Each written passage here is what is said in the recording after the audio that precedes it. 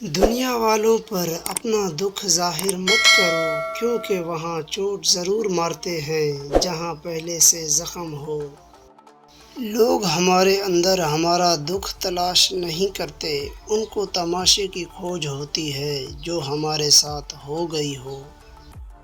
ایک شخص حضرت علی کی خدمت میں پیش ہوا اور کہنے لگا، اے علی، اللہ تعالیٰ نے زمین پہ ہزاروں نعمتیں انسانوں کے لیے پیدا کیے، تو یہ دکھ تکلیف اللہ تعالیٰ نے کیوں پیدا کی؟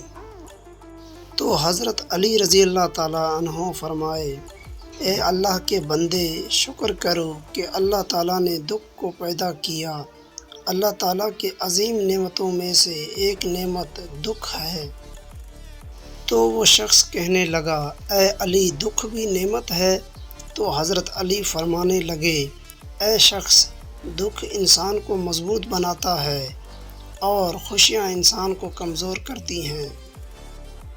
اللہ تعالیٰ جس انسان کو نوازنا چاہتا ہے، عظیم مقام دینا چاہتا ہے، تو اسے تکلیف، دکھ اور درد کی راہ پیش کرتا ہے تاکہ وہ مضبوط بن کے اتنا سیکھ لے کہ اپنی منزل تک جا پہنچے۔ یاد رکھنا، انسان کا دکھ انسان کو سکھانے کے لیے ملتا ہے، لیکن افسوس تو یہ ہے کہ انسان اس دکھ کی وجہ سے روتا رہتا ہے۔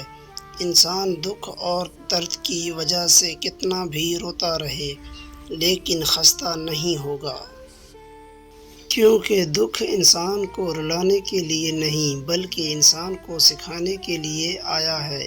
جب تم اس دکھ سے سیکھ لو گے جو تمہیں سکھانا چاہتا ہے، تو تمہارا دکھ خود بخود ختم ہو جائے گا۔